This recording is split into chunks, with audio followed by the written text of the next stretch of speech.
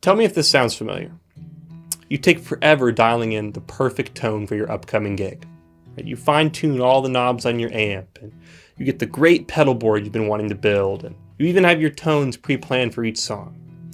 And the day of the gig finally comes, you show up, you get your amp on stage, you turn it down to the appropriate level, you mic it up, and by the time you're at sound check and you're hearing yourself through the wedge or your in-ears, it all sounds wrong. It sounded nothing like you had planned, right? And of course this is the case. We've just introduced some major changes to your sound. Number one, your amp is in a completely new setting. It's not in your room anymore, it's on a stage. Then your amp had to be turned down so that it could be quiet enough for the stage, and then it was mic'd, and then you're hearing it back through your in-ears or the stage monitor, or it's coming out to the front of the house through the PA. So these are some major changes that all gigging guitar players have to face. But I wonder if a great solution has been sitting under our noses for too long. Enter the Universal Audio aux box. The aux box is marketed as a top-of-the-line reactive load box, which allows you to get mic'd amp tones anywhere at any volume level. This is seemingly the perfect device to fix the issues I just mentioned. And yet the aux has been marketed primarily as a device for home recording. So in this video, we're going to take a look at whether the aux can hold water as a solution to the problems that live guitarists face. But in order to do that, we're going to have to take you all the way back.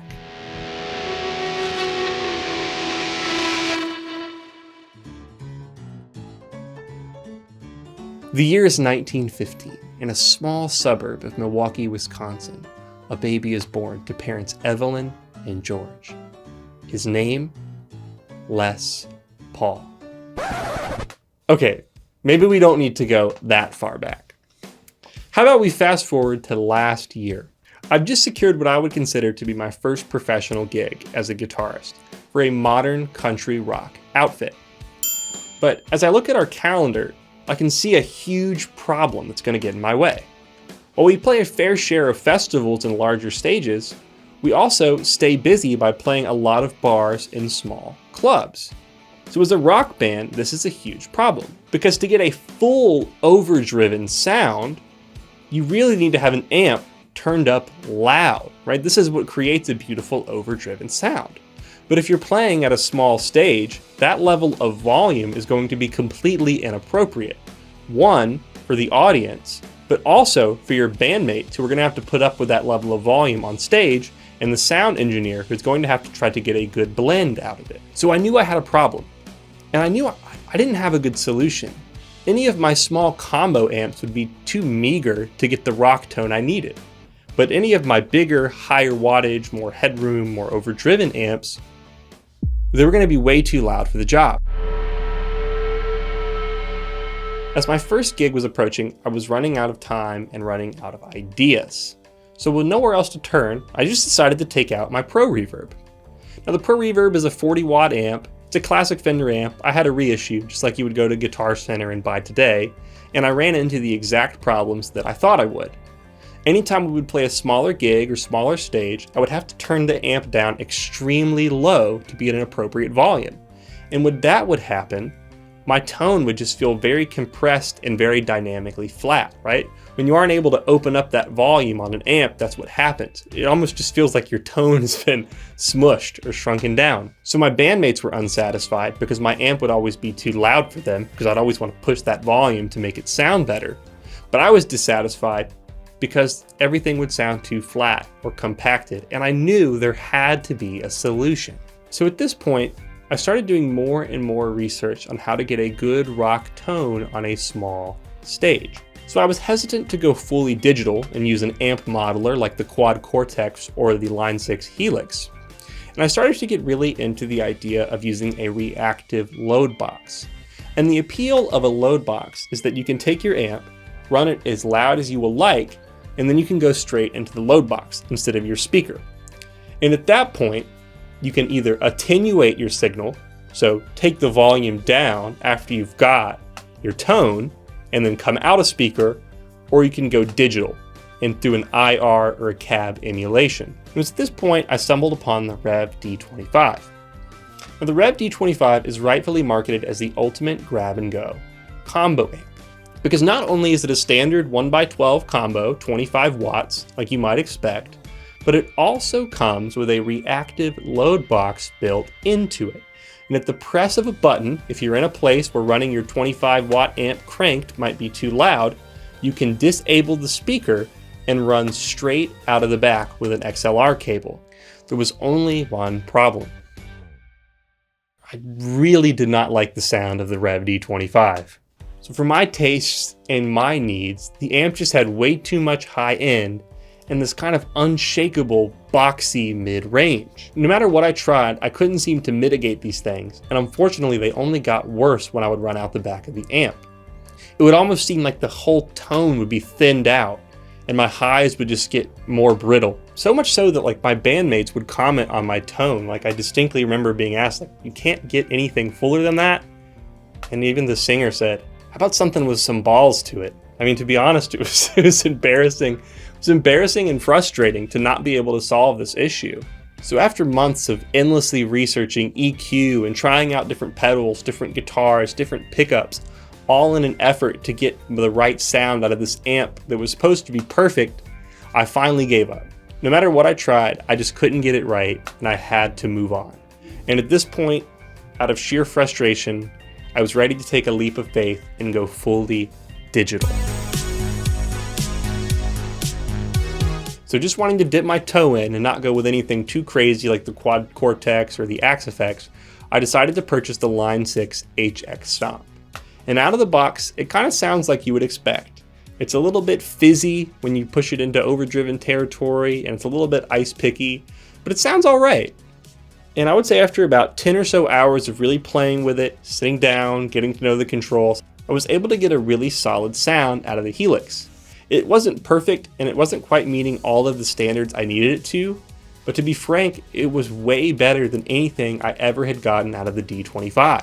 And this was just after hours of use. So right around this time, thanks to Killer Guitar Rigs, I was able to start working with the aux box. And the first thing I loved about it is it just sounded good. Before I even got to play with it, I decided to take it to a rehearsal without even knowing which cabinets and mics were loaded in it, and it sounded great. I mean, the thing that really stood out to me that was different than anything I had tried before is that my amps still felt like my amps. I mean, it's true that the aux maybe darkens your tone a little bit, so it's not perfectly transparent, to kind of use a buzzword, but I still felt like my amps were responding like my amps, and that was super important to me. Now, if you don't know, the aux box actually uses Universal Audio's proprietary cab emulations, which means it is categorically not an IR loader. Universal Audio's cabinet and microphone emulations are dynamic and responsive to your playing. They are not static or linear like an IR. So that adds a whole nother level of sophistication to the aux box, which I'll tell you a little bit more how I feel about that later on.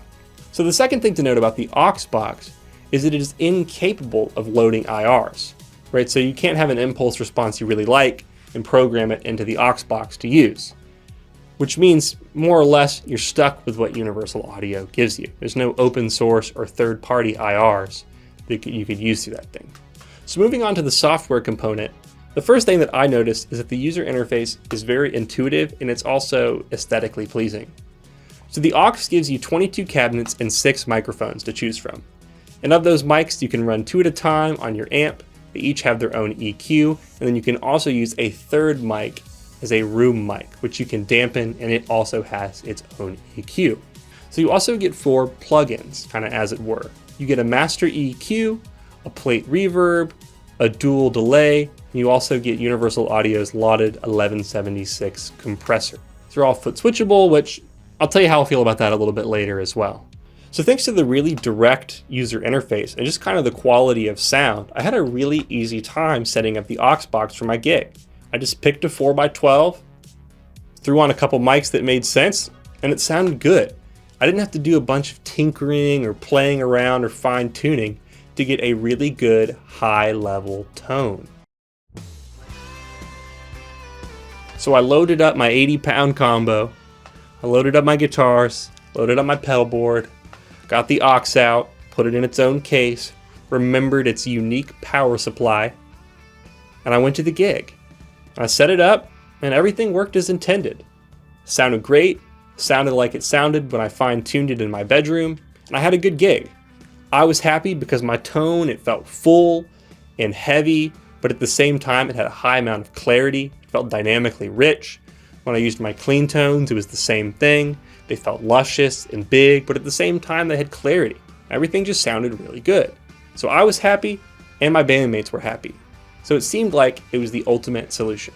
But as I was packing up and I was disconnecting everything and I was taking my 80-pound combo, then I mentioned that, all the way back to my car, putting everything back in its case, I couldn't help but fantasize about when I was gigging with the Helix. And all I had to do was just bring my board, bring a guitar, 2 cables if I wanted to do super simple, and I was good to go. And that was it. And I couldn't shake the feeling of kind of just feeling foolish for bringing such an extensive rig setup for kind of a small gig. And I'm very sympathetic to the line of reasoning that says, well, you're a hired musician, you should always bring the best rig possible and bring your best sound possible for every gig. That's your job. And you should do it with as much fidelity as you can.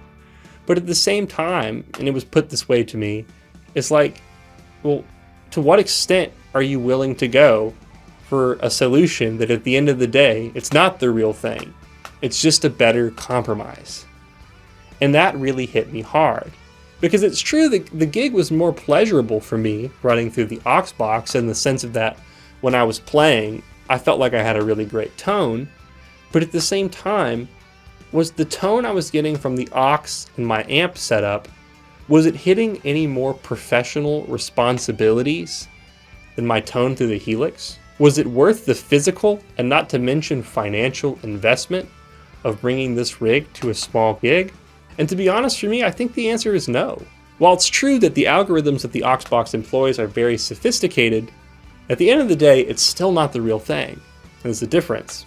So I would concede that the aux box does feel more dynamic and more responsive than any IRs I've tried. At the end of the day, it's still not quite there in comparison to a real amp, a real rig.